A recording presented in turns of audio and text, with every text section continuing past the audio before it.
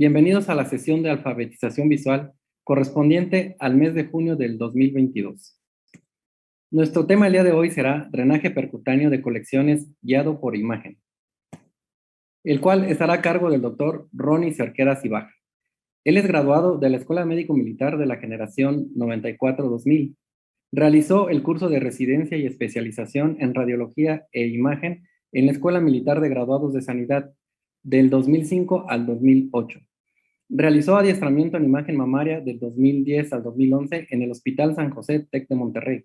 Adiestramiento en radiología vascular intervencionista en el Hospital Militar Regional de Especialidades de Monterrey, 2008-2009.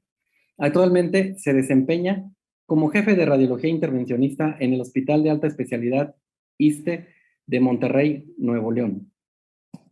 El doctor Ronnie, además de ser un gran médico radiólogo e intervencionista, es un gran compañero y amigo, con el cual tuve el gusto de compartir experiencias durante nuestros años de residencia. Agradecemos de antemano la disposición y el tiempo del doctor Ronnie para la presente charla. Adelante, Ronnie. Gracias. Muchas gracias por conectarse. Vamos a hablar sobre drenaje percutáneo de colecciones abdominales y pélvicas. Agradecido con el doctor Salvador Amezquita, mi amigo del Hospital Central Militar, por invitarme a participar con nosotros. Y pues a cada uno de ustedes por haberse conectado. Soy el doctor Cerqueda, soy médico radiólogo, intervencionista del Hospital ISSSTE Regional. Vamos a hablar sobre algunas de las pautas de los drenajes de colecciones abdominales y pélvicas. Con la experiencia que tenemos, las indicaciones, un recuerdo de cuáles colecciones drenar, cuáles no, y cuáles son los métodos que tenemos que usar, ¿no? Las pautas para poder tener una certeza y la mejor seguridad posible para el cuidado del paciente. Bien, bueno, empezamos recordando los objetivos para hacer un drenaje de colección abdominal o pélvica.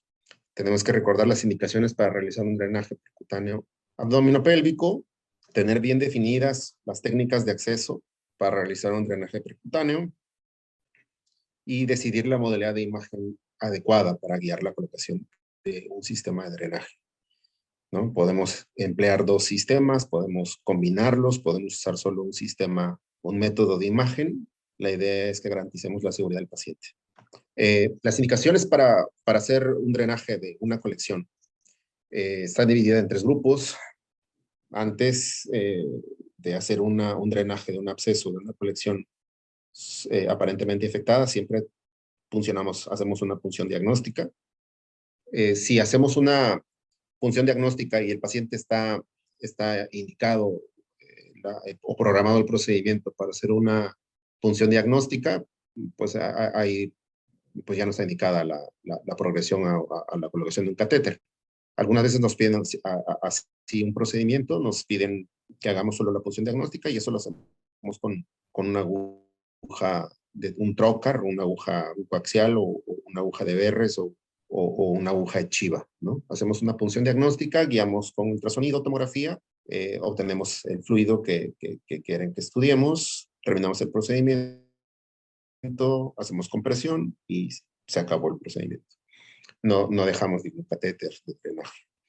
En el caso de que sea un tratamiento para sepsis, para un absceso, para una colección infectada, entonces es la segunda indicación, hacer una punción diagnóstica. En ese momento determinamos que es una colección infectada, entonces colocamos un catéter. Si es un absceso simple, tratamiento para el drenaje de un absceso puede ser simple o un tratamiento de un absceso complejo.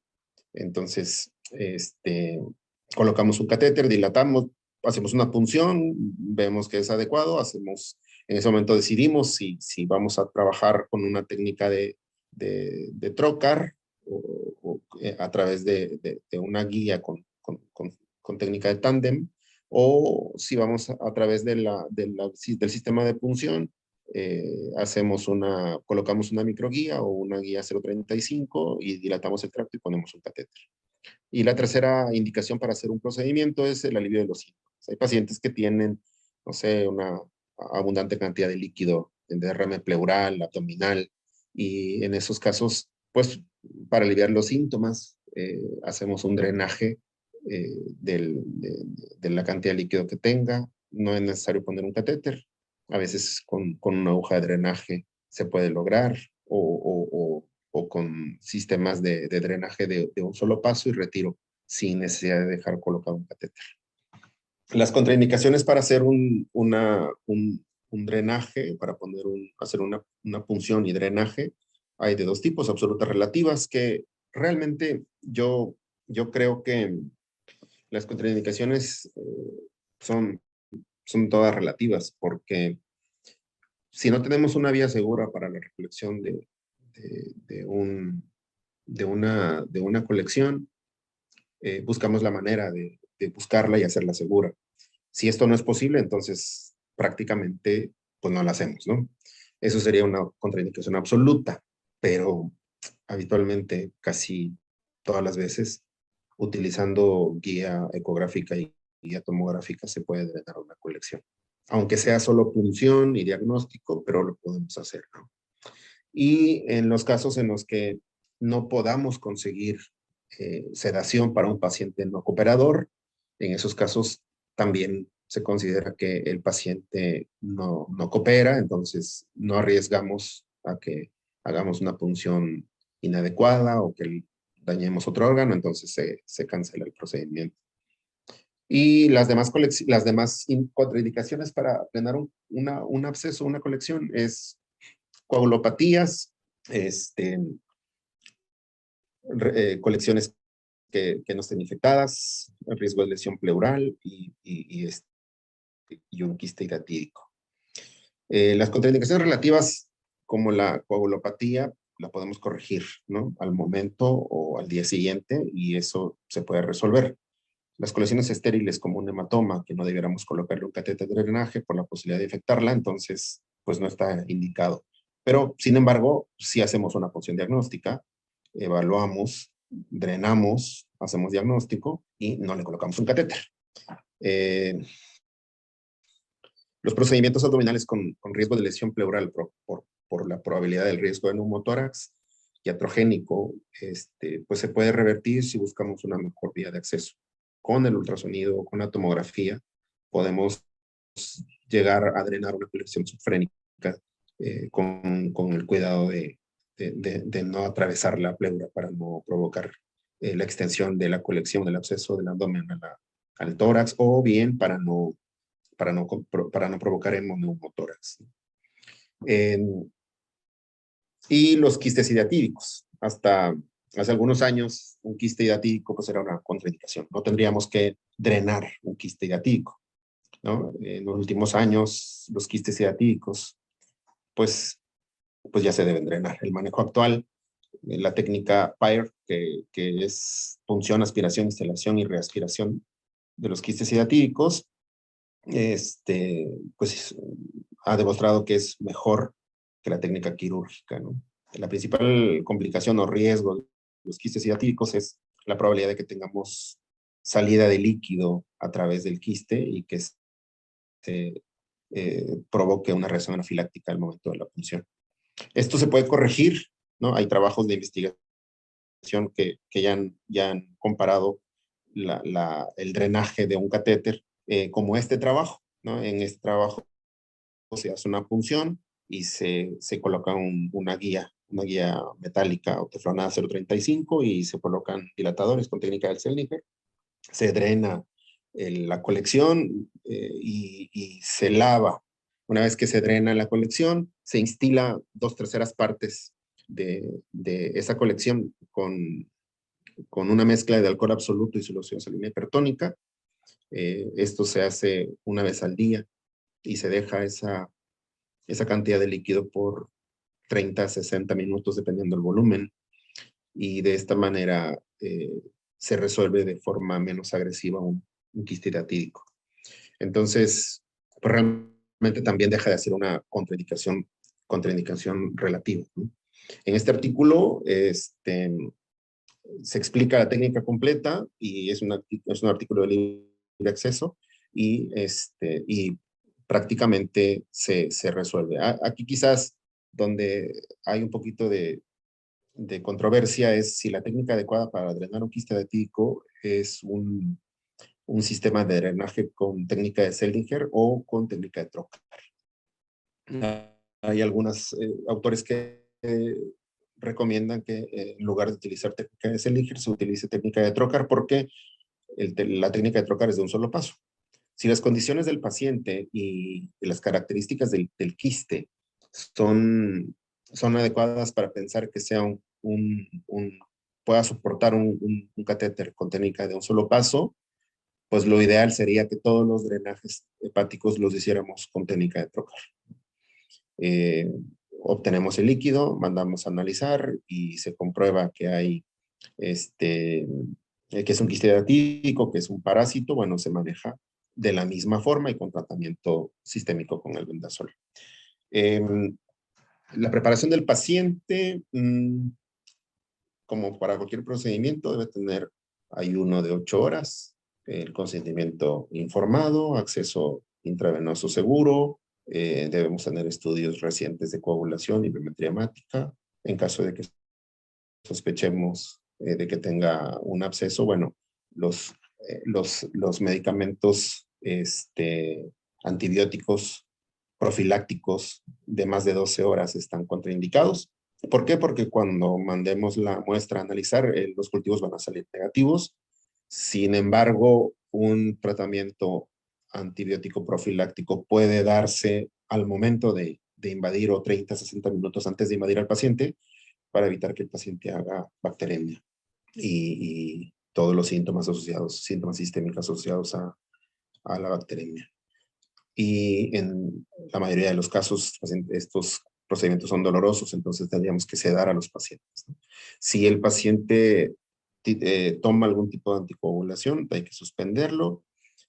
Todos los antiagregantes plaquetarios y algunos anticoagulantes desde 5 días previos. Lo ideal es mantener el INR por debajo de 1.5 y las plaquetas por arriba de 50,000 para poder hacerlo. Cuando preseleccionamos a los pacientes, siempre que pongamos un catéter, invariablemente de las condiciones o no, si el paciente está en tratamiento anticoagulante o no, tenemos que pedir una biometría hemática y tiempos de coagulación.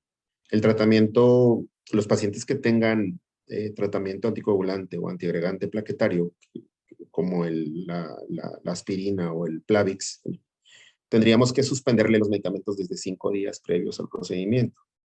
A los pacientes que tengan tratamiento antitrombótico, como la heparina, las heparinas de bajo peso molecular, como el Clexane, y los antivitamina K, como la warfarina, el cenocomarol, o los de nueva generación, como el rivaroxaban y apixaban, esos desde una dosis previa, 12 horas antes de los medicamentos, 12 horas antes del procedimiento tendríamos que suspenderlos.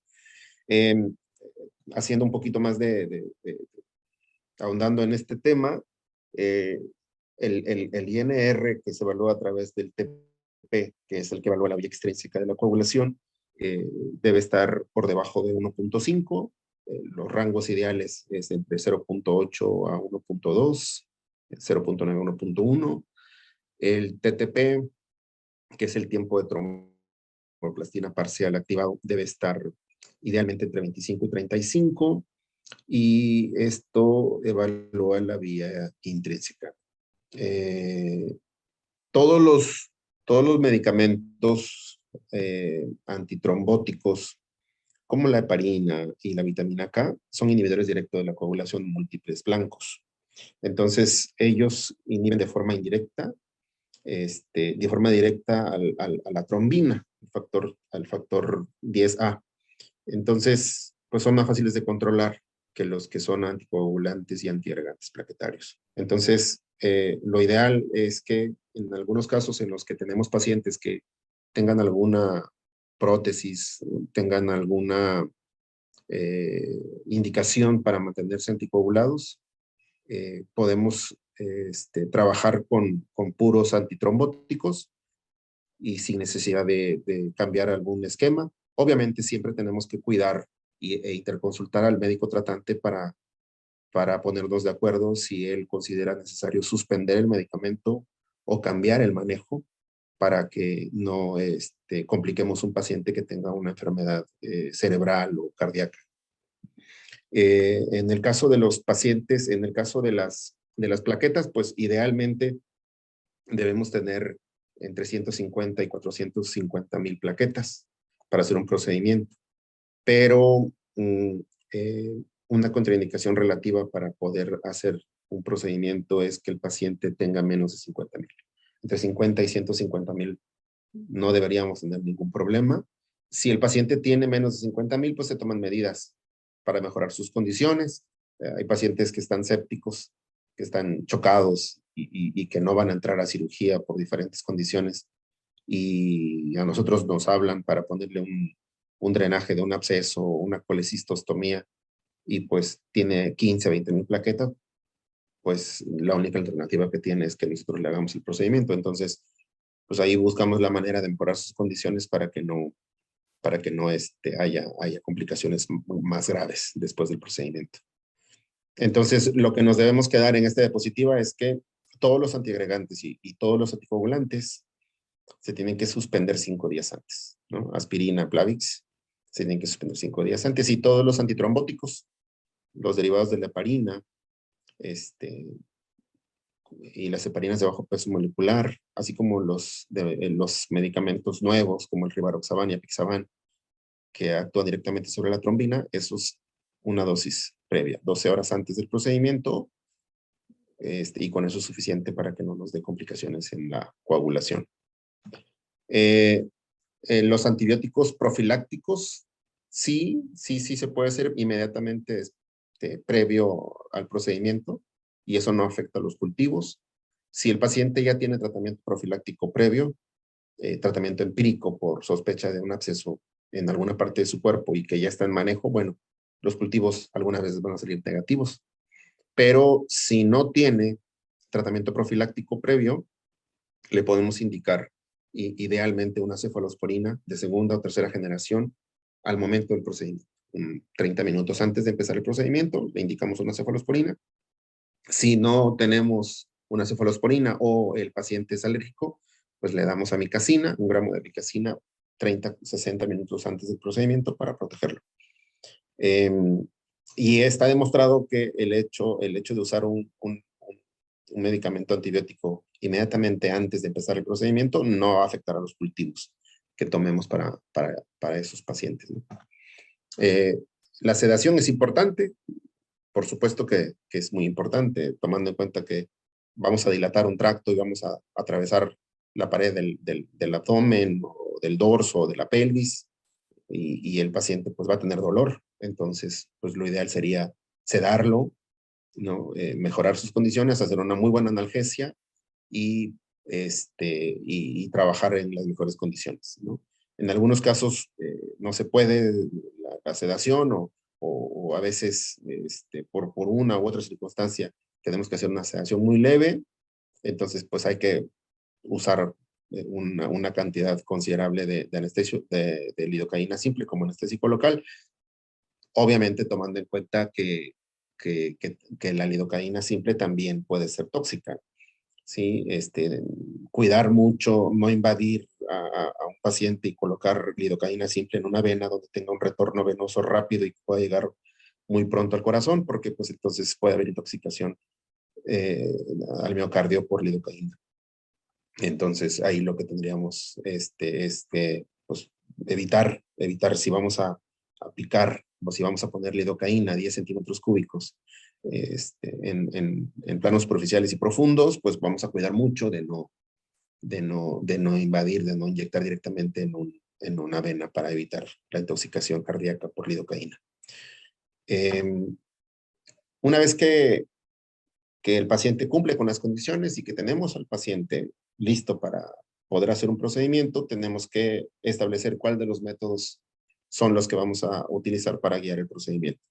La guía puede ser única, en algunos casos el ultrasonido es, en mi particular caso, es el ultrasonido el que más me gusta utilizar, porque lo guío en tiempo real, porque salvo algunas excepciones, Me cuesta trabajo diferenciar entre una colección y el contenido del intestino, pero normalmente la guía por ultrasonido es mucho más bondadoso que la guía por tomografía o fluoroscopía. Tenemos que cuidar mucho, ¿no?, el ultrasonido porque en las colecciones profundas del abdomen o cuando el paciente está muy obeso, nos podemos confundir y podemos provocar alguna lesión a un órgano, pero bueno, en general, los tres métodos que utilizamos para guiar un procedimiento son la tomografía, el ultrasonido y la fluoroscopía. La ventaja del ultrasonido es que pues, no produce radiación ionizante, ni para el paciente ni para nosotros. Puede utilizarse para guiar una punción inicial y después poner una guía y para hacer el tracto y dejar colocado el catéter, podemos valernos de la tomografía o de la fluoroscopía, dependiendo de dónde se encuentre y qué estamos tratando de no picar en ese momento de hacer el procedimiento. Las ventajas de la tomografía es que nos proporciona una excelente visualización de la anatomía y las colecciones. Podemos diferenciar principalmente entre los órganos viscerales, entre el colon y el intestino delgado, y eso nos ayuda a evitar poner un catéter dentro del colon o de un órgano que no debiéramos lastimar. La desventaja es que pues, la tomografía no nos orienta en tiempo real, ¿no? Y esto lamentablemente pues, nos afecta para poder avanzar, ¿no?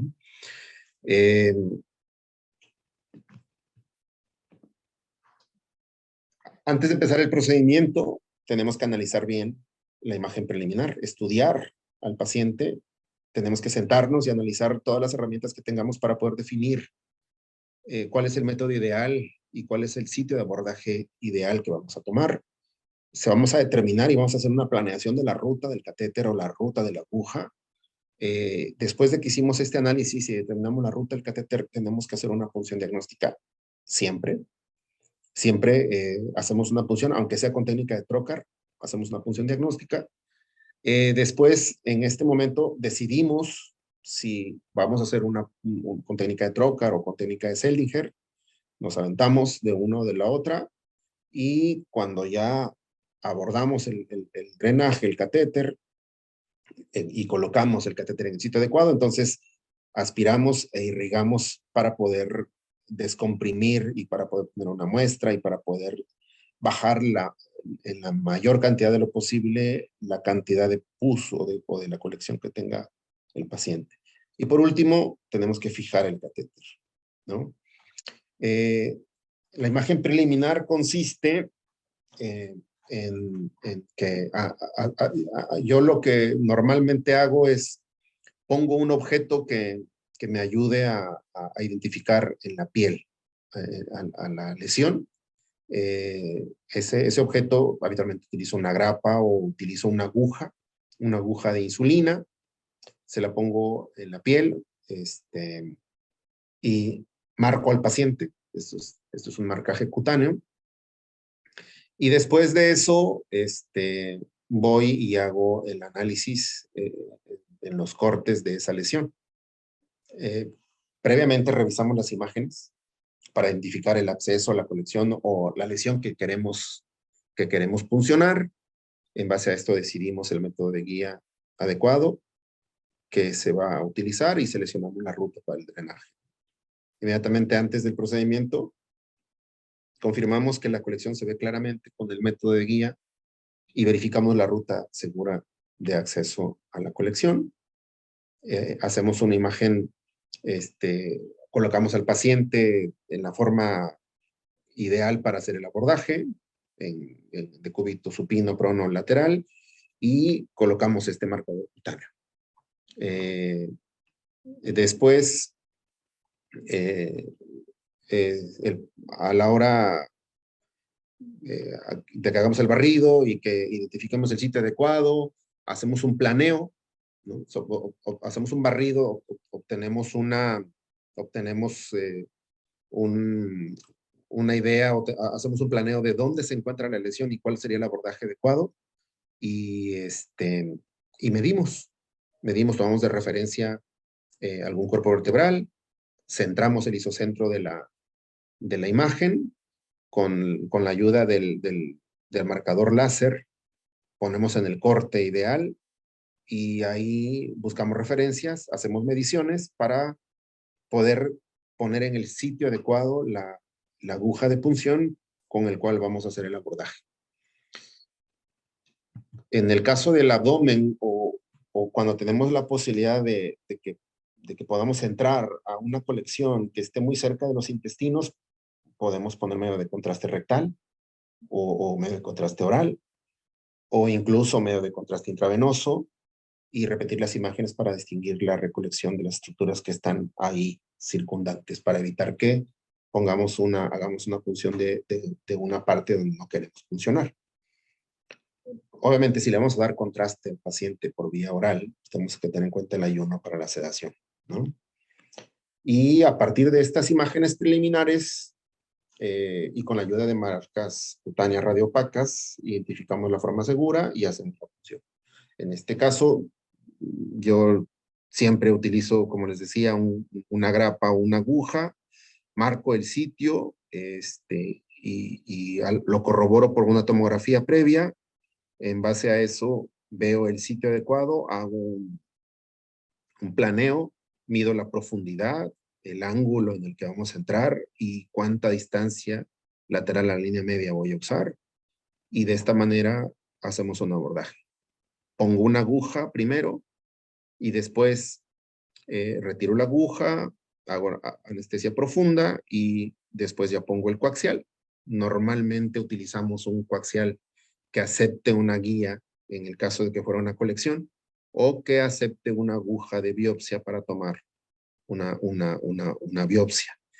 Si estamos pensando que es una lesión que podamos tomar y que en lugar de un absceso sea una biopsia, bueno, aquí lo ideal sería meter un coaxial que acepte una aguja de biopsia, ya sea una 18 o 16. Cualquiera de las dos están aprobadas. Idealmente es la 16 cuando son lesiones sólidas. Y colocamos entonces una aguja 15. O si es una lesión de características sólidas y vascularizadas y que tengamos muestra suficiente con un 18, ponemos una aguja coaxial 17 para poder tomar una muestra que tenga suficiente tejido. Se determina la ruta del acceso. El camino ideal para el drenaje de un catéter siempre va a ser la ruta más corta y directa desde la piel hasta la colección.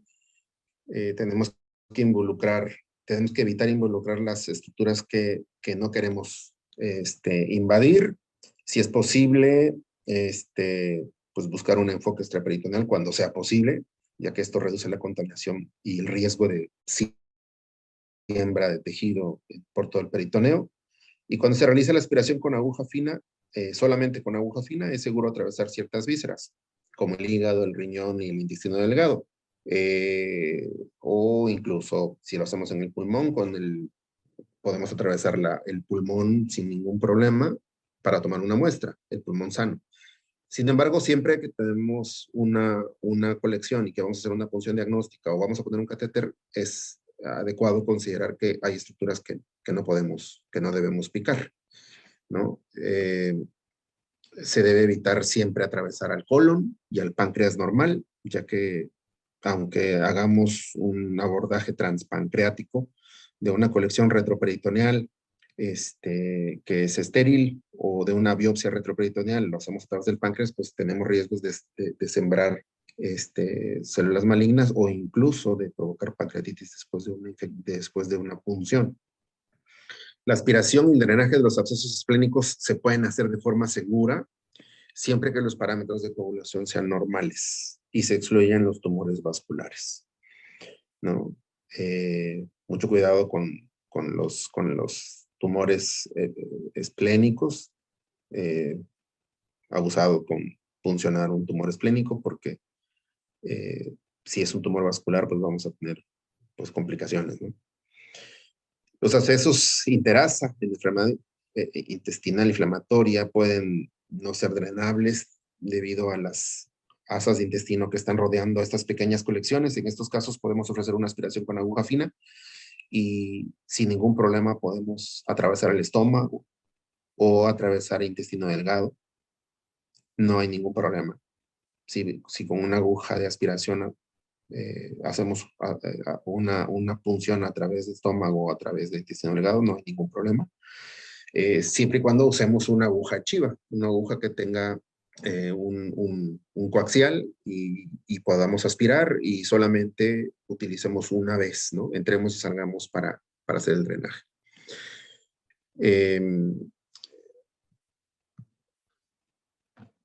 En la aspiración diagnóstica, antes del drenaje, siempre hacemos una aspiración preliminar con aguja.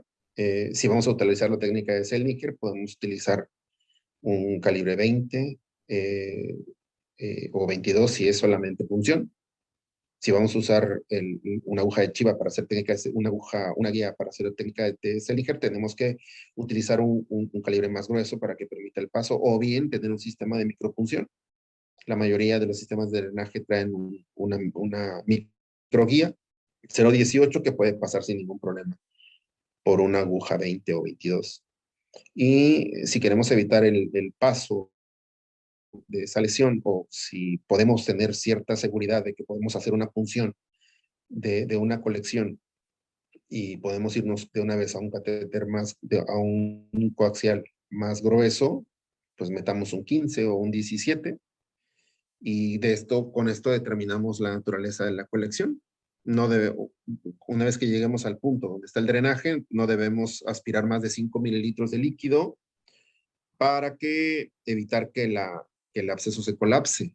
En estos casos, si el absceso se colapsa, pues podemos perder incluso la aguja y salirnos de la cavidad cuando son colecciones muy pequeñas. Lo ideal sería no más de 5 mililitros, tomamos muestra, ok, bajamos una guía, ponemos dilatadores y dejamos el catéter. Si no se obtiene líquido en la aspiración y la punta de la aguja se coloca de forma correcta, entonces se puede intentar la aspiración con una aguja más grande, calibre 18, que se puede colocar con técnica de tándem, ¿no? Entramos, no obtenemos muestra, pero estamos sospechando que sea una colección muy espesa. Bueno, entramos con otra aguja más grande sobre esa misma, si lo queremos guiar con tándem, o si después de la aspiración se encuentra que la aguja está en una buena posición, y en lugar de usar una guía paralela, se puede utilizar la técnica de trocar. Retiramos, volvemos a puncionar o metemos una aguja una guía 0.018 para convertir la técnica de Zellniker. Este es el caso de un paciente masculino de 71 años que llegó a nuestra consulta. El paciente tiene antecedente de cáncer de próstata, diagnosticado recientemente, y diabético crónico en buen control. Él llega por dolor lumbar y parestesias en una extremidad. Y en la tomografía se muestra aumento de volumen de los tejidos blandos paravertebrales y en el disco intervertebral del L5C1. Como ven, hay presencia de gas ahí en el disco, pero también hay gas paravertebral. Se sospecha una discitis. Nos interconsulta para una biopsia o drenaje diagnóstico y cultivo. Se hace una punción. El aspecto de la lesión muy posiblemente es infeccioso. Entonces entramos con una aguja 10 y una aguja 15 y con el plan de drenar a través de esa misma aguja el absceso. Entonces, al llegar al disco con la aguja calibre 15, el color morado de Bart, y esta aguja 15 soporta a una aguja de biopsia 16, que es la pistola semiautomática de Bart, la Vision. Y del disco a través del coaxial ya no hubo necesidad de hacer una punción, una biopsia. Obtenemos material purulento, drenamos todo lo posible, fue una punción en lugar de biopsia, manda cultivo se encuentra el factor etiológico y se da el manejo adecuado. Si tenemos la posibilidad, si tenemos el riesgo de que, o la mayor probabilidad de que en lugar de que sea una colección, un absceso, sea un tumor, algunas veces es difícil diferenciarlos, pero se puede diferenciar y otras veces cuesta mucho trabajo. Pues hacemos un planeo. En la tomografía, este es un paciente, una mujer de 46 años de edad que llegó por una lesión, un hallazgo. La paciente estaba asintomática. Pero en la tomografía contrastada es una lesión que tiene reforzamiento capsular y una zona hipodensa en el centro. Irregular, heterogénea, no sospecha de que fuera un tumor, sino más bien un absceso, pero pues no tiene el halo, no tiene más cosa, no tiene síntomas. Entonces me piden una punción diagnóstica versus biopsia de una lesión pulmonar solitaria.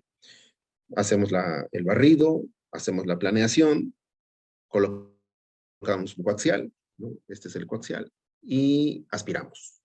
Aspiración diagnóstica. En el centro de la lesión no se obtiene nada de material purulento.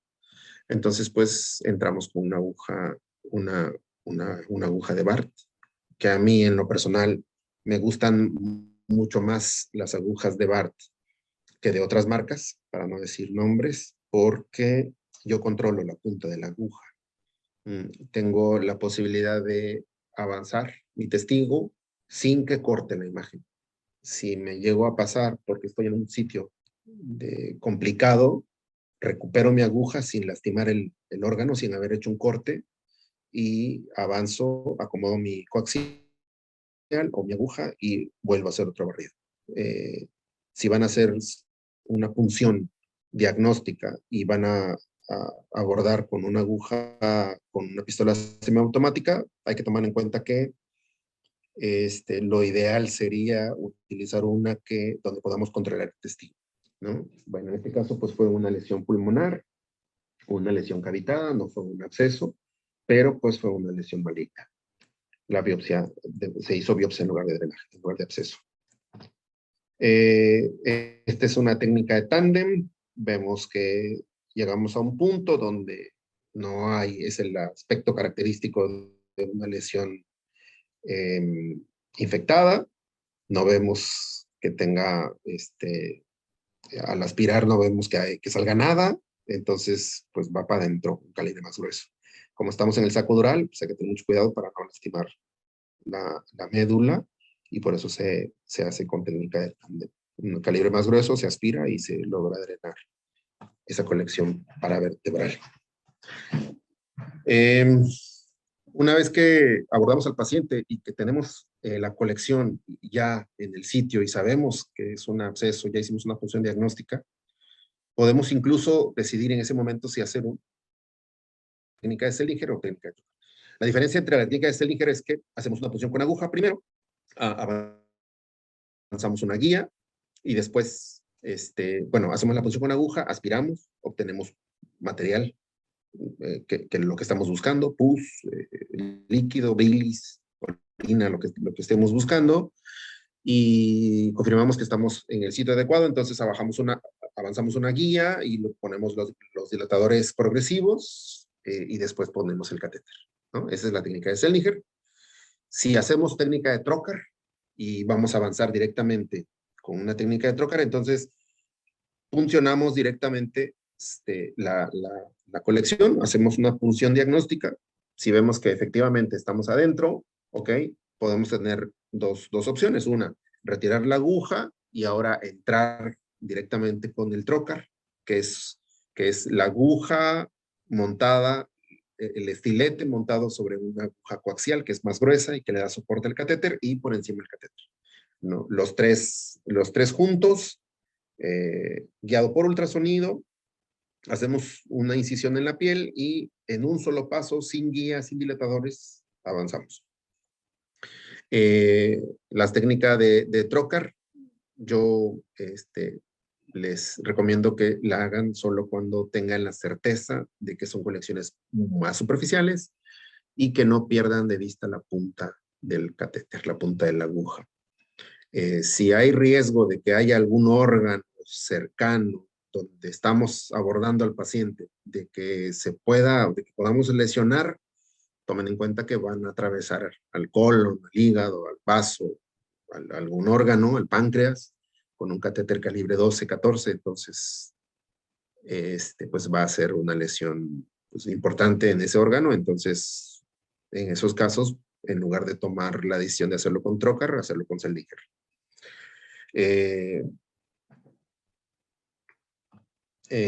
Una vez que se pone el catéter, tenemos que aspirar e irrigar.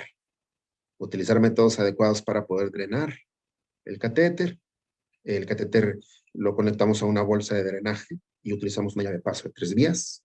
Aspiramos, drenamos, ¿no? Para no ser tiradero.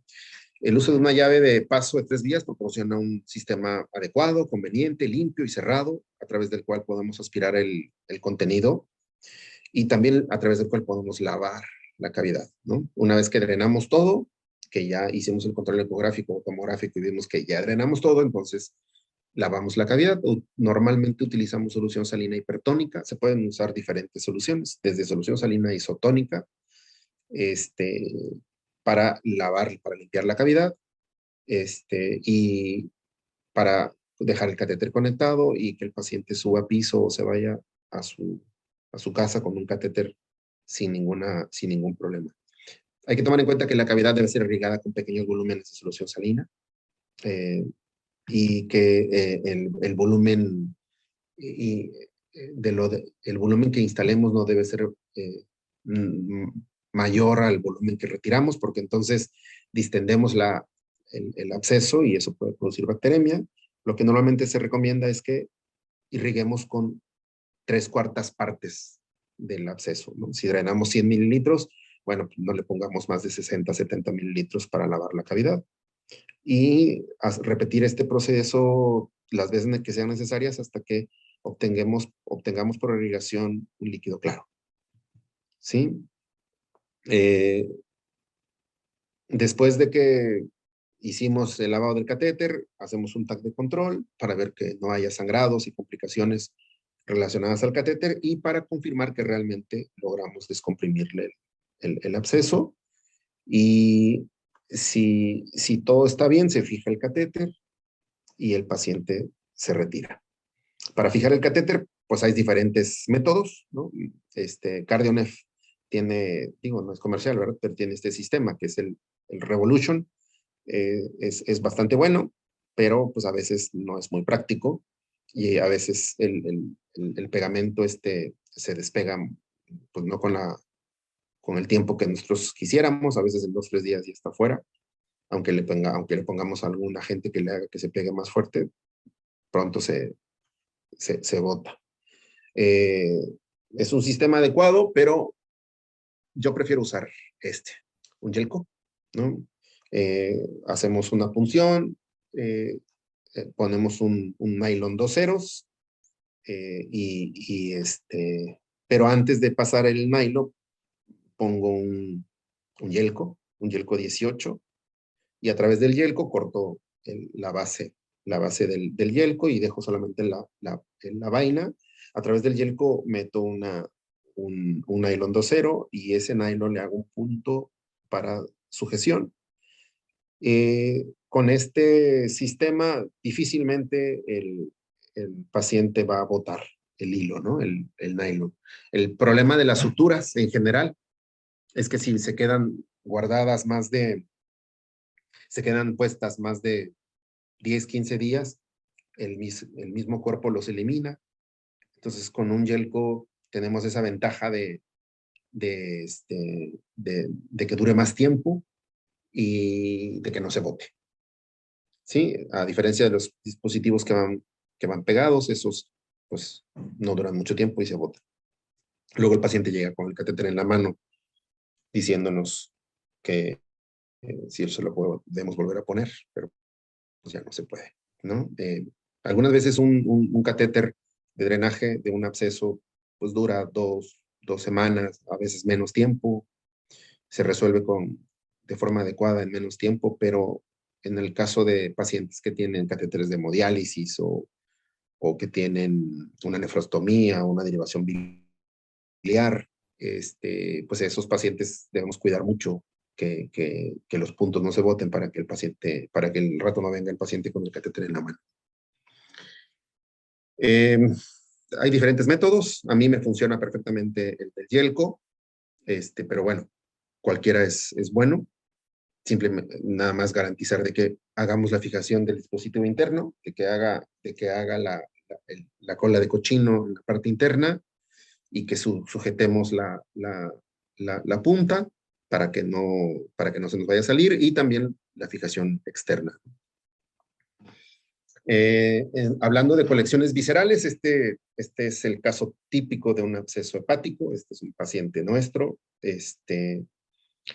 Los abscesos hepáticos piógenos, cuestión de gran tamaño, que es el pan de cada día y que tenemos muchos de estos pacientes, pues lo ideal es hacer técnica de trocar.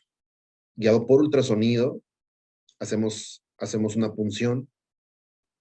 Hay que cuidar de no entrar por el pulmón. Siempre tenemos que ver la base pulmonar y entrar de abajo hacia arriba, dirigir el catéter de abajo hacia arriba y cuidar la punta del catéter. Siempre lo ideal es no entrar directamente en el absceso para que, sino directamente de la cápsula hepática al absceso, sino más bien de dejar alguna parte de tejido hepático sano para poder pasar el catéter. Esto nos va a ayudar a que ese tejido hepático sano haga una especie de tapón para evitar que el paciente tenga salida de pus hacia la cavidad abdominal. ¿Por qué me gusta más la técnica de trocar? Porque con la técnica de Seldinger, a la hora de poner la guía y entrar y salir con los dilatadores, dejamos la posibilidad de que esté saliendo pus de la cavidad del absceso hacia la cavidad abdominal, y eso provocar algunas siembras. Entonces, hay trabajos que hablan de esto. No hay diferencia estadísticamente significativa, pero nosotros lo vemos en el día a día. Entonces, siempre que tenemos la posibilidad de poner un trocar sin que nos veamos comprometidos, pues ponemos un trocar, hacemos un catéter de un solo paso, sin estar dilatando, simplemente avanzamos el catéter con guía ecográfica en el plano de seguridad que necesitemos y se resuelve. ¿Cuál es el problema? Bueno, en la cuestión de los drenajes de abscesos con catéter versus con una aguja fina, ¿qué es lo ideal? ¿Qué es lo adecuado?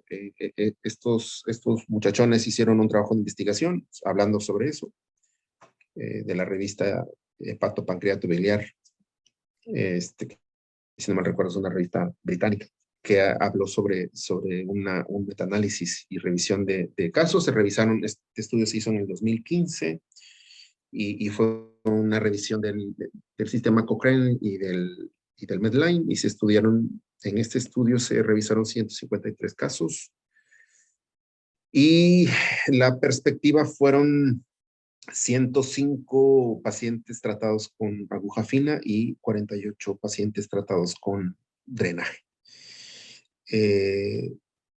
Ellos no encontraron diferencia significativa. El 100% de los pacientes fueron diagnosticados y el 100% de los pacientes tuvieron mejoría clínica después del manejo.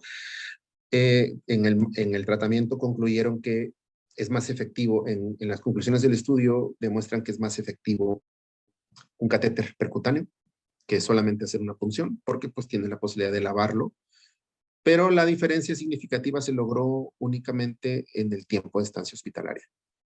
Entonces, cuando tengan la sospecha de una colección, de un absceso, de una colección pequeña que no sea drenable con catéter, pues una punción diagnóstica va a ayudarles a dar el manejo adecuado, un manejo antibiótico adecuado, y va a confirmar el diagnóstico de un absceso.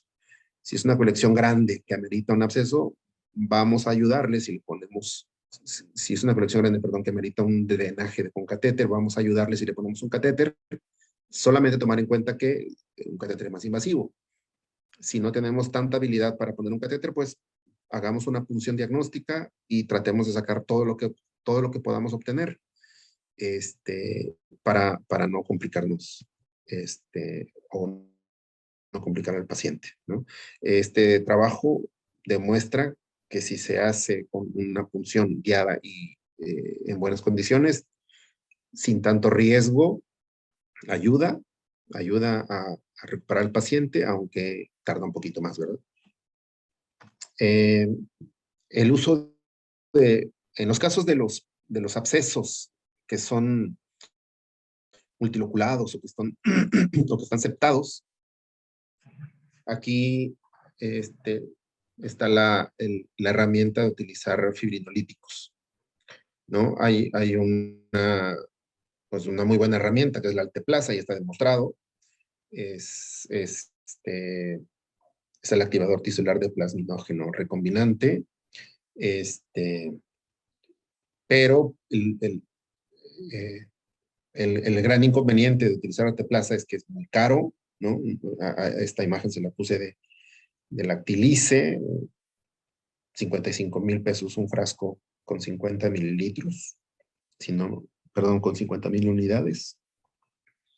Si vamos a utilizar y vamos a ponerle un paciente para drenar una colección, y le decimos que compre un frasco de Alteplasa, que le va a costar más de 50,000 pesos, pues a lo mejor vamos a batallar, ¿verdad? Pero bueno, cuando se utiliza, si es que lo llegamos a usar, en algunos lados sí tenemos acceso a ellos, bueno, pues lo ideal es ponerle 2 miligramos por cada 50 centímetros cúbicos del absceso.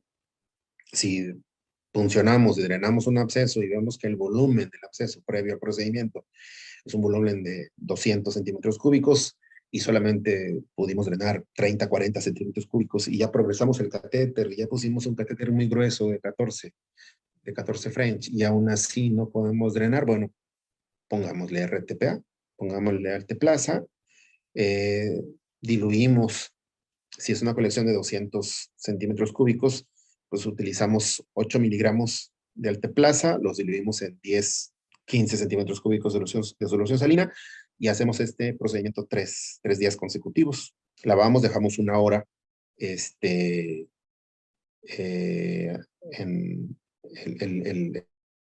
la Alteplasa en la cavidad, lo repetimos en 12 horas, lo hacemos 2 o 3 veces al día, durante 3 días consecutivos, y al cuarto día tenemos que ver mejoría, ¿no? Está demostrado que sí hay mejoría. Lamentablemente, pues la Alteplasa pues es caro, como les decía, y a veces tenemos acceso a la streptoquinasa.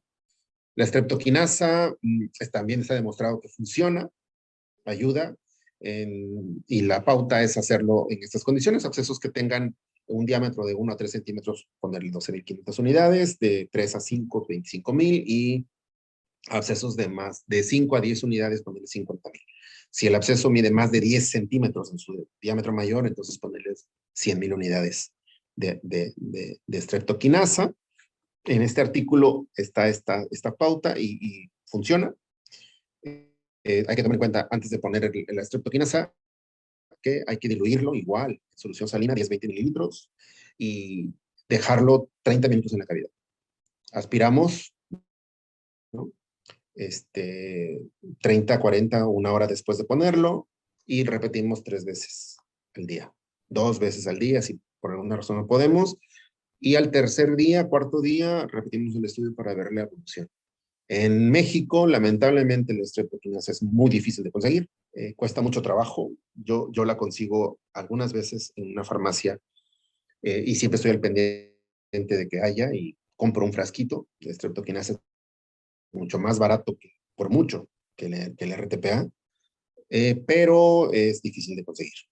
El Reptoquin, que hasta donde sé, solo se consigue, perdón, el Streptase solo se consigue en instituciones públicas, o sea, en un hospital público. Hay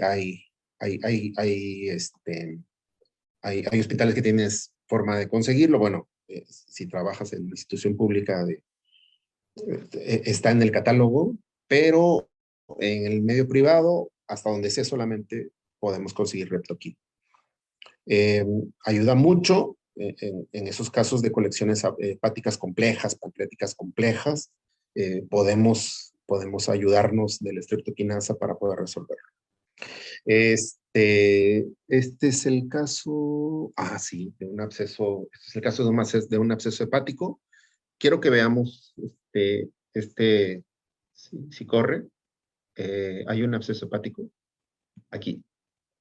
Aquí vemos el absceso y aparentemente, a ver si lo puedo ver aquí, aparentemente estoy, y digo aparentemente porque en retrospectiva pues no lo estoy, pero estoy dentro del absceso. Estoy entrando al absceso sin ninguna complicación, pero el paciente drenó en las primeras horas drenó 30 mililitros de pus y después de las 24 o 48 horas ya no volvió a drenar nada. En el estudio de control que le hacemos, tiene esto. Y aquí me detengo.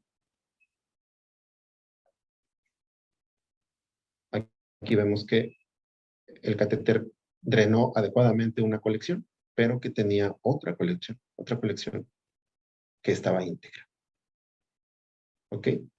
En este paciente le pusimos streptokinasa, mejoró y después se reacomodó el catéter y se logró drenarlo completamente. Sí, la otra opción es reubicar el absceso, perdón, el catéter, recuperar el catéter, volver a avanzarlo y drenarlo. Pero si tenemos la opción de utilizar streptokinasa o alteplasa, bueno, pues eso nos ayudaría a dividir, a drenar de forma única un absceso múltiple o biloculado. Como en este caso, este es un masculino de 34 años, sin comorbilidades, que ingresó por ataque al estado general, se comprobó que era un absceso hepático, ok, va.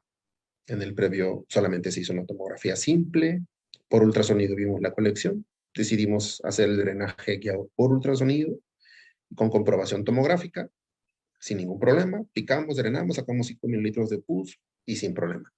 El problema es que después él seguía pues con fiebre, ataque al estado general, y en el estudio de control encontramos que tenía una colección residual. Entonces era un absceso biloculado y se pudo drenar bien. Digo, si no tuviéramos un fibrinolítico, reubicar el catéter, recuperarlo y volverlo a picar, ¿no? Pero bueno, hablando ya de colecciones viscerales del vaso, tenemos, en este caso, pues sí podemos drenarlos sin problema. Hay que estar seguros de que es un absceso. Para eso yo les pido que primero pongan una aguja delgada, aspiren, sale pus, ok, entonces sí, progresen. Si se van a aventar a hacer trocar un vaso, híjole, hay que tener mucho cuidado, los vasos sangran mucho, y a veces es difícil de controlarlo. Idealmente, pongamos un catéter, primero hacemos la punción y lo llevamos con técnica de Seldinger.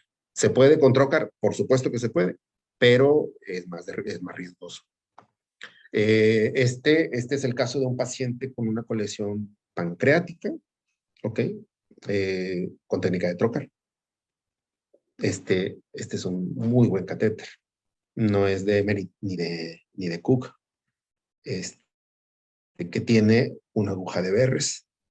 Es de mucha ayuda porque el catéter va montado en la aguja y cuando llegamos, pues la ventaja de la aguja de Verres es que bota el seguro y lo podemos ver por ultrasonido. Comprobamos por tomografía que estamos adentro, avanzamos el catéter, la aguja de Verres o el coaxial nos sirve como soporte. Solamente una vez que llegamos a la colección, liberamos el tapón azul que está aquí y por ahí conectamos una jeringa, aspiramos, confirmamos que estamos dentro de la colección. Ok, el coaxial, o en este caso la aguja de Verres, nos sirve como soporte. Avanzamos la guía, perdón, avanzamos el catéter y dejamos como soporte la aguja sin moverla, ¿no? El pigtail se dobla dentro de la colección y hacemos un drenaje de forma adecuada. Paciente de las colecciones pancreáticas son de las más difíciles de tratar, ¿no? Por sí, la pancreatitis es una enfermedad que tiene alta mortalidad, las pancreatitis severas, digo hablando de las pancreatitis graves, y tenemos que valernos de muchas herramientas para poder lograr mejorar un paciente con pancreatitis. Les pongo esta imagen en azul, hay diferentes marcas, pero este no es un pigtail, este es un Malecot. La punta del catéter no es el de cola de cochino, sino es el que se abre el catéter para poder drenar. Este tiene una gran ventaja en relación al pigtail porque no tiene unos hoyitos, no está fenestrado a la punta del catéter y acepta drenajes complejos, drenajes más difíciles de lograr. Yo cuando tengo un paciente con pancreatitis, trato de usar Malecot siempre. Algunas veces es difícil de conseguirlos, pero sí se consiguen. Y eso les ayuda mucho porque los drenajes de las conexiones pancreáticas son más espesas y más difíciles que lograrlas por un catéter pigtail. En el caso de la pancreatitis aguda, está bien demostrado que el manejo de la pancreatitis tiene que ser multidisciplinario. Si la medicina actual exige que seamos abiertos a que manejemos los pacientes en ayuda o con la ayuda de otros especialistas en la pancreatitis, esto definitivamente reduce la mortalidad del paciente. Son pacientes que deben tener soporte ventilatorio, bueno, en casos graves debe estar terapia intensiva, lo tiene que estar controlando el cirujano, ver los índices de severidad y darle nutrición parenteral y las condiciones adecuadas para recuperar a ese paciente. Y la tendencia mundial de estos pacientes es no abrirlos, no hacerles ninguna cirugía, sino el manejo percutáneo, ¿no? Hay una tendencia a cada vez a ser menos invasivos con los pacientes de pancreatitis. Les pongo estos dos referencias de artículos porque aquí comparan una pancreatitis necrotizante. Ahorita les pongo el caso de un paciente, pero fueron manejados 32 pacientes de pancreatitis necrotizante y de esos la proporción de éxito técnico en estos pacientes donde se logró mejoría, donde se logró drenar el absceso, donde ayudó mucho un catéter, fue en el 100% de los casos. Después del catéter, después de la colocación del catéter, el drenaje fue fallido en alrededor del 33% y de ese 33%, el total de los pacientes que se sometieron a un procedimiento, el 13% de los pacientes murió en este artículo. Esto, si lo comparan con el manejo quirúrgico, lo compararon ellos con el manejo quirúrgico en lugar de un manejo percutáneo y la mortalidad alcanzó el 43%. Entonces, ven que hay diferencia significativa, pero bueno, hacen mucho hincapié en que cuando obviamente el catéter no va a corregir una necrosis pancreática, va a ayudar a resolver el drenaje del absceso, va a ayudar a corregir el factor séptico, pero no la necrosis. Entonces, aquí es súper importante porque el catéter va a drenar hasta donde pueda, aunque sigamos teniendo una imagen de una necrosis pancreática, el paciente va a haber mejoría y eso va a ayudar a que pronto se recupere. Se va a ir de alta y en mejores condiciones en general del paciente va a entrar a quirófano y se va a resolver la necrosis. Pero por lo pronto el catéter ayuda a resolver en el caso de estos pacientes y está demostrado significativamente, ¿no? Este es un caso nuestro, es un paciente con pancreatitis de origen biliar, pancreatitis grave. Es un paciente masculino de 56 años con una colección peripancreática, dos colecciones peripancreáticas, una del lado derecho y una del lado izquierdo. Le pusimos un catéter de drenaje del lado izquierdo. En la primera punción le drenamos 500 mililitros de pus. Francamente, el paciente estaba séptico, metabólicamente descompensado, con un área extensa de necrosis pancreática, que esto que vemos aquí es la necrosis pancreática, y necrosis de la grasa peripancreática que este paciente requirió un manejo en terapia intensiva, estuvo hospitalizado con nosotros, estuvo en el hospital hospitalizado, estuvo 8 semanas. Después de que tuvo mejoría, se egresó el paciente aún con el catéter puesto, lo estuvimos lavando muchas veces. Y después tuvo una colección residual subhepática. Le pusimos otro catéter, como 2 meses después le pusimos otro catéter. Drenamos del lado derecho y el paciente se fue de alta, sin complicaciones graves. Yo insisto, ¿no? Más o menos el 30% de los pacientes con pancreatitis grave se mueren, dependiendo de la serie que lea. El artículo anterior dice que el 16%, el 13% de ellos, de esos pacientes, se murieron. Algunas veces aún con el catéter, aún con el catéter se van a morir, porque no depende del catéter, ¿no? Sino el catéter es otro de los factores que ayudan a mejorar las condiciones, pero definitivamente si drenamos una conexión infectada, le va a ayudar al paciente. Lamentablemente algunos médicos, no radiólogos,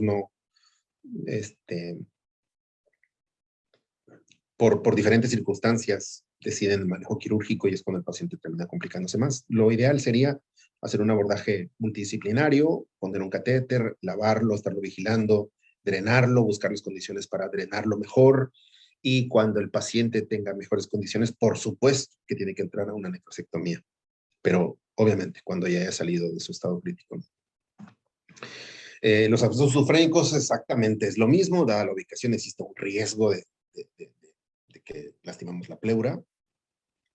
Se puede provocar también por el mismo absceso un derrame pleural y un epiema o incluso un neumotórax, en caso que nosotros arrastremos el agente etiológico. Y aquí, pues, yo siempre les pido que hagamos un drenaje subfrénico guiado por ultrasonido, para tener más certeza del procedimiento. También se combina con fluoroscopía y nos puede ayudar la fluoroscopía, pero bueno, el ultrasonido marca la pauta. También podemos usar tomografía, pero bueno, lo ideal es tener mucho cuidado con el sitio donde estamos entrando para evitar que hagamos neumotórax o hemoneumotórax, ¿no? Los drenajes musculares profundos pélvicos o paravertebrales también son importantes. Se hacen guiados por ultrasonido. Las mismas condiciones, buscar el sitio de acceso más próximo a la piel, cuidar, no lesionar músculos o paquete nervioso que pudiéramos afectar. En general, los abscesos intramusculares, superficiales y profundos se pueden tratar más comúnmente con una combinación de antibióticos y drenaje percutáneo. Está aceptado que un drenaje funciona mucho mejor que un procedimiento mínimamente invasivo, le da una gran respuesta en combinación con antibiótico-terapia. En este trabajo se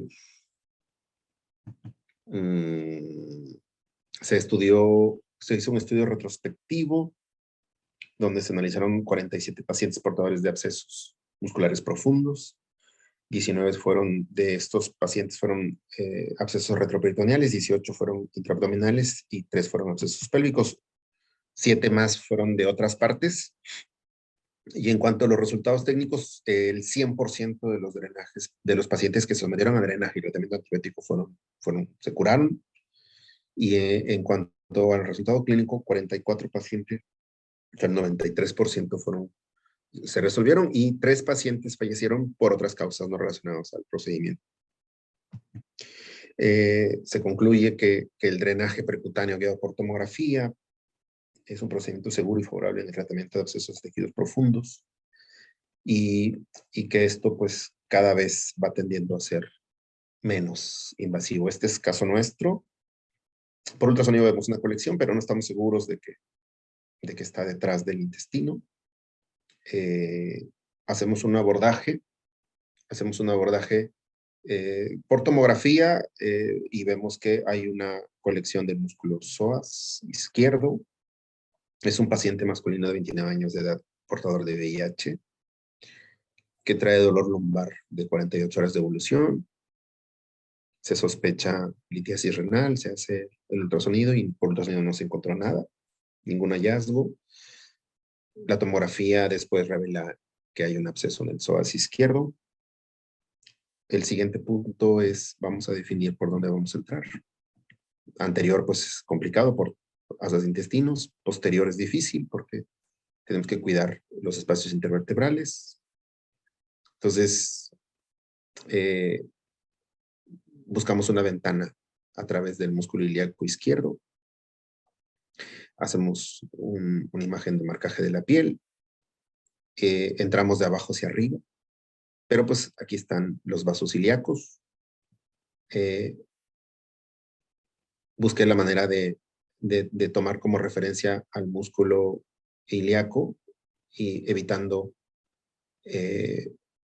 lastimar a los vasos ilíacos.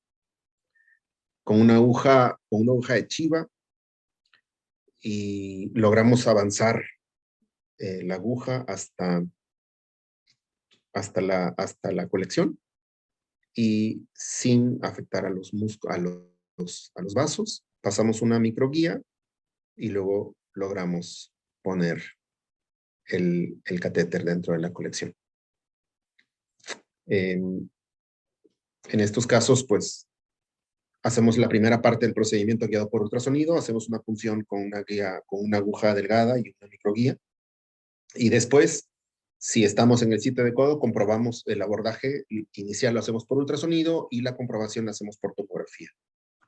Este es otro paciente, drenaje de una colección de un psoas también. A este sí le pudimos hacer un abordaje posterior, guiado por ultrasonido.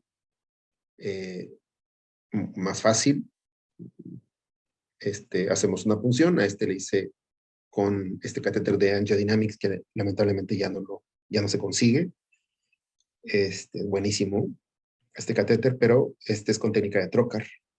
Tengo la certeza de que no voy a lastimar a nadie, entonces pues lo hago guiado por ultrasonido y lo compruebo por tomografía. Un drenaje de un absceso muy similar al otro paciente, pero una forma de abordaje posterior. También se puede hacer también drenaje transrectal, así como los drenajes transvaginales a través de una sonda endocavitaria.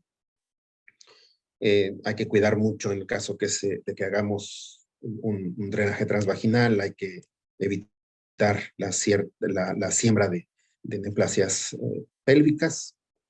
Si vamos a hacer una punción de un quiste endometriósico, tenemos que cuidar que también pues no deberíamos hacer una punción del quiste endometriósico por el riesgo de evitar la siembra de más tejido fuera de otros órganos, fuera de la pelvis. Pero se puede hacer punción de quistes hemorrágicos, quistes ováricos, quistes del paraóforo, abscesos tubováricos, colecciones posoperatorias, pacientes que por sus condiciones no pueden ser sometidos a un tratamiento quirúrgico o que han sido sometidos a tratamiento quirúrgico y no han respondido de la forma adecuada, nos piden un drenaje. En este caso, hay que tener mucho cuidado de cómo vamos a hacer el abordaje. Se puede hacer de las dos formas, con la técnica de Seldinger o con la técnica de Trocar. Ambas son válidas.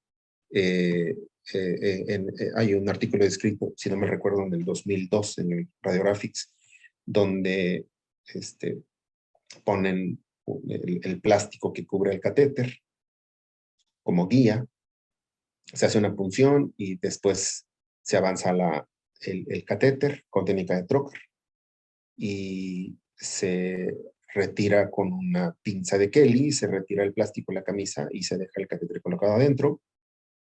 Se dice fácil, pero es bien difícil. La verdad es que manipular el introductor, el transductor y liberar, aspirar, jalar con una pinza de Kelly la funda a veces es un poquito laborioso. Este caso es nuestro, es una paciente que tiene una enfermedad diverticular complicada y la paciente hizo una colección pélvica. Entonces, colocamos la camisa en el transductor, lo cortamos con un bisturí, aquí no se alcanza a ver, pero este es un bisturí. A ver, este es un bisturí. Este es un bisturí, entonces cortamos a lo largo la camisa este es un set de Cook, de la aguja de Chiva, y se lo montamos en el transductor.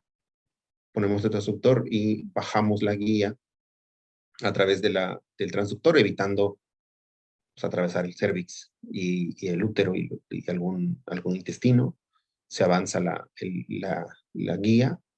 Se puede hacer el procedimiento guiado por ultrasonido, guiado con técnica de Trocar o con técnica de Seldinger. En este caso fue punción, catéter, guía, dilatador y catéter. O sea, fue con técnica de Seldinger. Y también se puede hacer con técnica de Trocar, con o sin espejo vaginal. Hacemos el corte al final del punto donde vamos a cortar, con un bisturí y un mango largo, hacemos un corte.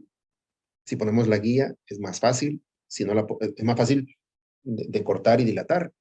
Si no ponemos guía, tiene que ser en un solo momento y a veces cuesta trabajo avanzar porque no cortamos el fondo de la pared del fornix, entonces ahí cuesta un poquito de trabajo, pero de ambas formas se puede. Este es otro paciente, igual entramos entre la vejiga y la colección. Es una colección, este es el sigmoides y este es el absceso. Se logró drenar sin ningún problema la colección. Este es el absceso y este es enfermedad diverticular, este es el absceso. Entonces se logró poner sin ningún problema el catéter para drenar. A veces, si es muy complicado, si la colección es menor de 50 centímetros, podemos usar un estilete largo, ¿no? Y avanzar el estilete y aspirar la colección sin necesidad de dejar el catéter. También se puede hacer. El problema es si el paciente es recurrente y vuelve a formar otra vez el absceso, pero normalmente eso no ocurre. Entonces, si la colección es grande y hay facilidad de poner un catéter, entonces, pues adelante, pero si la colección es pequeña, pues solamente con punción y diagnóstico le ayudamos bastante al paciente para que se recupere lo más pronto posible. Las complicaciones, pues puede haber complicaciones catastróficas, ¿no? Complicaciones, hemorragia, choque séptico, fístulas, peritonitis. Si hacemos un abordaje superior, abdominal superior, puede haber hemoneumotórax. Podemos puncionar un vaso sanguíneo, podemos inyectar lidocaína a una vena. Entonces, para todos estos puntos, pues, siempre hay que tomar en cuenta todas las pautas de las que les he venido hablando. Entre las complicaciones menores, pues hay dolor, sangrado, infección y fuga de la colección por el catéter. Este caso, para irme más rápido, este caso es el caso de un niño que tuvo una colección posterior a una apendicitis complicada. Aquí está la colección y aquí está el catéter, ¿no? A veces es difícil hacer el abordaje. Yo les pregunto a ustedes, si vieran esta imagen y me detengo en algún punto donde, aquí, y vieran, qué difícil es decir, aunque tengamos 2, 3 planos, dónde está el absceso, ¿no? Estoy hasta arriba, el riñón, voy bajando, ahí hay ganglios, ahí está el colon. Eso no es colección, eso es el intestino grueso. Pero bueno, ¿dónde le pongo el catéter? ¿Sí? Le hacemos, no es tan fácil, le hacemos una punción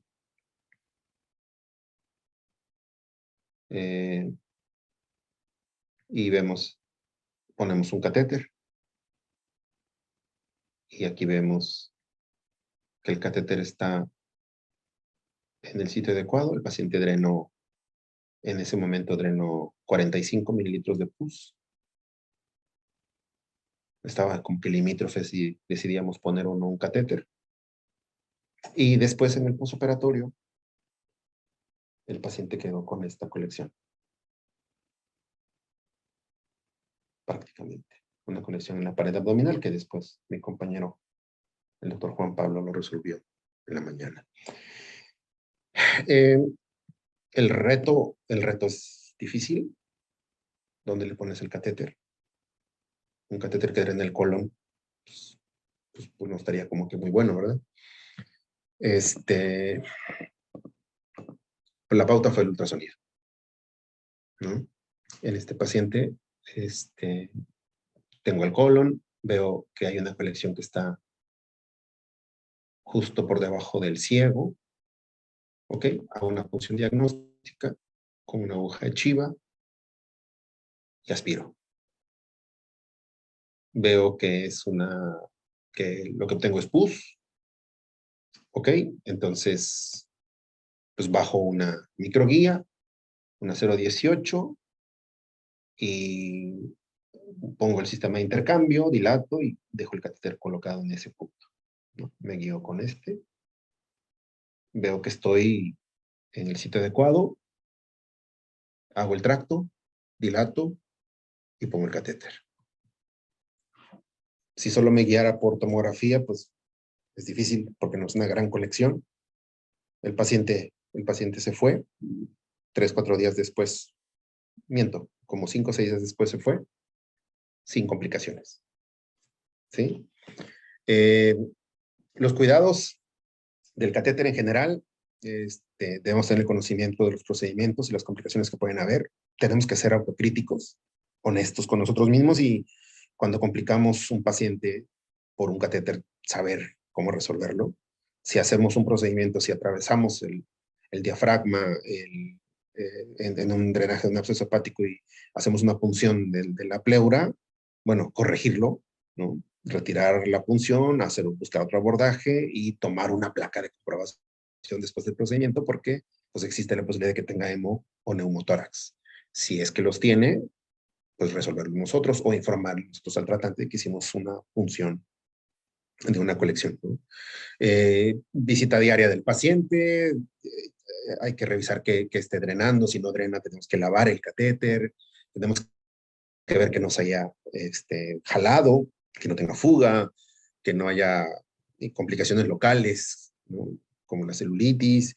En caso de que el paciente disminuya su gasto, pues lavarlo, hidratar el catéter, lavarlo con microdacino, solución salina, 2 o 3 veces al día, o de perdida una vez diario. No es necesario poner un sistema de succión. Algunas veces se puede hacer, otras veces no lo podemos, bueno, no importa, pero con que lo estemos lavando y lo dejemos a libre drenaje, eso ayuda, ¿no? Estudio de control, si el catéter de repente deja de gastar 20 mililitros Entonces, posiblemente ya estamos en condiciones de retirarlo. Si gasta 20 mililitros por día, o si el aspecto del drenaje ya no es un aspecto sucio, sino más bien un aspecto limpio, ¿no? Agua de sangre, entonces, pues ya podemos retirarlo. 20 mililitros o menos por día es indicación de que ya tenemos que retirarlo. Hacemos estudio de comprobación, vemos que ya tenemos un sitio adecuado, que ya se resolvió, el paciente clínicamente tiene mejoría, pues va para afuera el catéter, ¿no? El resultado de los catéteres del sistema de drenaje puede superar el 90% de los casos. Hay buen resultado y no requiere manejo quirúrgico. Sin embargo, esta probabilidad, como lo dije hace rato, disminuye en caso de que sean colecciones complicadas, colecciones complejas, como las colecciones pancreáticas o los abscesos multiloculados, hepáticos, renales. Entonces, en esos casos, vamos a tener un poquito menos de éxito, pero vamos a ayudarle al paciente. Ese paciente posiblemente entre a quirófano, pero va a entrar a mejores condiciones. De todas formas, es bueno contar con un sistema de drenaje, es bueno que tengamos la capacidad de poder drenar a un paciente. La tasa de recurrencia de una colección después de un drenaje normalmente es menor al 20% y se debe a veces porque no retiramos el catéter antes de tiempo. Espero que les haya servido lo que les platicaba. El hecho de poder ofrecer al paciente una alternativa menos invasiva cada vez va siendo mayor.